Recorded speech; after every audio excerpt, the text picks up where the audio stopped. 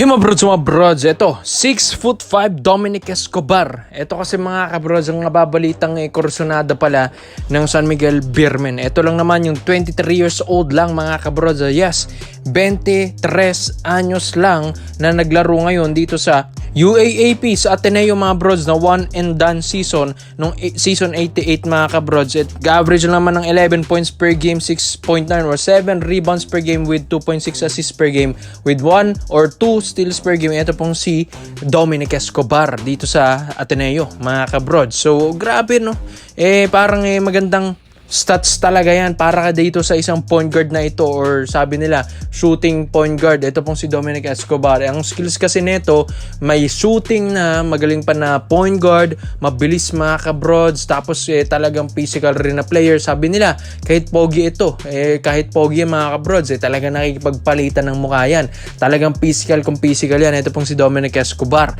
Kaya ngayon nag-sign ito dito sa Caloocan, Bataang Kankalu, dito sa MPBL, which is yan ang maganda mga kabrods dahil buti nga na-stop pa ng MPBL or Caloocan na ito na mag-KBL. Ito pong si Dominic Escobar dahil balwilitat reports na-offer na nga ito ng KBL, pero siguro nga ang laki ng offer sa kanya dito ng Caloocan, Bataang Kankalu, kaya dito ito napunta mga kabrods. And ito, gustong gusto ito ng SMB. Paano ba naman kasi mga kabrods, 6'5", parang Dwight Ramos lang din ng laruan, and kasing height lang din ni Dwight Ramos mismo mga kabrods, na magaling na point guard. Ang dami na itong pinahiya sa UAAP, ang dami na itong pinahirapan sa UAAP, and lalong lalo na ngayon sa MPBL, ang dami rin nahihirapan na bantayan ang isang Dominic Escobar. Talagang matunog na ang pangalan niyan mga kabrods nung UAAP pa lang season 88, dahil talagang dami na itong pinahiyang showdown ISO plays ni Dominic Escobar. Ang ganda ng mga shifting neto, ang ganda ng mga handles neto, ang ganda ng mga outside shooting neto, scorer talaga, and napakaganda ng poise ng laro neto mga bros. Kalmado lang, and makikita mo sa kanya na isa siyang pwede maging future star in the making. Kaya nga gustong gusto ito ng SMB na talagang makakuha na ang isang Dominic Escobar, dahil hindi rin biro na makuha ito pong 23 anyos na ito. Dahil kapag ang SMB ay naunahan ng KBL teams mga kabrods, wala na, finish na. Dahil once kasi na ma-offeran ka dun, ay talagang tatagal ka dun Paano ba naman kasi, milyones din kada buwan ng offer dun, tapos meron ka pang mga accommodation, free cost of living, ang daming benefits mga kabrods, maski pamilya mo kasama na rin.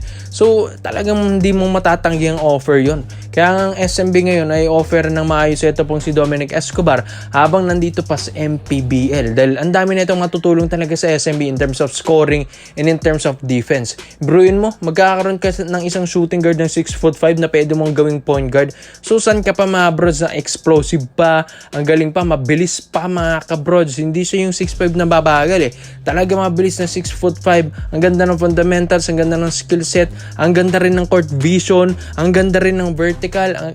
Talagang full package na isang shooter or point guard ay ang isang Dominic Escobar mga kabrods. Makikita mo rin naman sa stats niya dyan sa Ateneo, sa UAAP, talagang ibang-iba rin ang point guard na ito. Hindi lang talaga nakafocus sa scoring, kung saan nakafocus sa kanya mga teammates, kung paano manalo, and paano mo isi-share ang bola mga kabrods. Kaya ito, para sa SMB, talagang jackpot sila kung makuha nila ito pong agent ni Dominic Escobar, kaysa nga maunahan pa sila mga kabrods. Kaya ikaw, sa tingin nyo, sa lahat po ng mga SMB fans, sa tingin nyo, worth it ba na makuha na ang isang Dominic Escobar sa lineup na ito? Kaya komento mo lang po nyo dito mga bros, at isa-isa natin yan. Dito naman po tayo sa kabilang balita naman natin mga brods. Alam ko na talagang kilala nyo na ito pong si Denzel Bowles, dahil may mga balita at reports tayo na gustong ibalik ito ng Barangay Nebrang. Ito pong 6'11", 37 years old, former Pure Foods franchise player ng BMEG Yamados mga kabrods. Ito kasi yung former PBA champion ng 2012 Commissioner's Cup din mga kabrods. Ito pong 6'11" na si Denzel Bowles, kung saan pinanalo lang naman niyang BMEG Yamados with Mark Pingris prime dati pa yan. So ito mga kabrods, alam alam din naman natin na 37 and the huli ng pinaglaruan nito ni Denzel Bowles, ito pong anyang KGC, nung 2020 pa ito mga brods dito sa KBL, and wala na, 6 years na itong hindi naglalaro ng pro. Ito pong si Denzel Bowles. So kaya baka sabihin nila, mahirapan na yung kondisyon nito, hindi na maayos, wala na in shape. Well, ito mga kabrods ay 50-50 pa lang. Syempre, ang Ginebra, alam naman natin, nakukuha at kukuha yan ng mga magigiting na players, mas batang players. Pero ang Ginebra kasi, parang nakikita nila na isang mga champion import na ito, mga kabrods, ay talagang may experience na talaga. And makikita mo na pwede nilang matulungan ito pong team na ito na Barangay Ginebra San Miguel. Siguro nga, ito na yung time na para maghanap ang Ginebra ng mga batang imports mga kabrods na iga-guide ng isang Denzel Bowles. Pero pwede rin naman kasi na pwede mong maggawing practice player ang isang Denzel Bowles kung saan pwede niyang mag-groom yung mga imports na pwedeng kunin ng Ginebra in the future.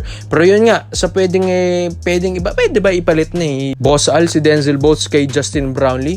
Mga kabrods, knowing na halos magkaedad lang din naman si Denzel Bowles and Justin Brownlee, mga kabrods Ang maganda kasi kay Brownlee, kondisyon yun, mga kabrods, mas kondisyon. Pero dito kay Denzel Bowles kasi, mas malaki. 6'11" mga brods. Ewan ko kung kondisyon pang pangangatawan nito ni Bowles Pero ang laking tulong kasi ng 6'11" mga kabrods, para sa Barangay Ginebra San Miguel. Kung matutulungan ng Ginebra na maibalik si Denzel Bowles ang kanyang best shape, yung kanyang dating skills, yung talagang yung laro niya dati nung BMG Yamados, pwede itong makuha ulit at maibalik ng Barangay Ginebra San Miguel. Di rin naman birong isang Denzel Bowles, mga kabrods, talagang pwede itong mapa-champion ulit ang Ginebra kung talagang may kondisyon na siya, kung talagang pwede niyang maibalik yung dating shape niya. Dahil pag ikaw ay out of shape, out of skills na, mga kabrods, hindi ka nakukunin ng Ginebra. Pero itong nakikita nila, at ito, may mga ipapadala silang mga scouting reports dito kay Denzel Bowles kung talagang pwede pa itong makakuha at makapaglaro sa Barangay Ginebra San Miguel. Ang Ginebra kasi ngayon, naghahanap ng mga 6'11" or 7-footer na experienced champion import, mga kabrods, katulad nila Chris Macolo, katulad nito ni Denzel Bowles, yung mga import na nakapag-champion na rin, and may mga champion na rin sa ibang liga, mga kabrods. Kaya gusto rin yan ng Ginebra. Kumbaga, gagawin nila yung ginawa ngayon ng SMB na binalik si Benny Boatwright Jr. Kaya ito, mga kabrods, si Denzel Bowles, na dating import naman ng BMG, may contact na yun sina Boss Aljan for sure. Tapos, pwede pang makuha ulit ng Ginebra dahil halos kaedad lang sila ni Brownlee, hindi pa matanda ito. Pero yun nga lang, yung pinag-usapan natin mga brods, kung nasa shape pa ba si Denzel Bowles, kung kaya pa ba niyang mapa-champion ng Ginebra, kung kaya pa ba niyang makipagsabayin sa mga batang players dito ngayon sa PBA, ngayong Commissioner's Cup 2026, dahil ang Ginebra ngayon, ang pinaka-weakness nila ay pang ilalim. Once kasi na mapunan yan ng Ginebra, yung pang ilalim na yan, malay nyo mga kabrods, ito na yung time na pwede sila at may shot sila para sa championship round. Kaya ikaw mga bros, tingin nyo ba mas batang player na lang ang kunin ng Ginebra na mga 6'11" pataas, or ito, kunin nila ang isang legendaring Denzel Bowles na dating nakapag-champion na rin dito sa PBA na ang BMG Yamados sa Magnolia Chicken Templados Hot Shots na ngayon. Kaya komento mo lang ang opinion mo dito mga bros at isa natin yan. Salamat po sa panonood mga bros. This is for Basketball Trade Option lang. I'm out.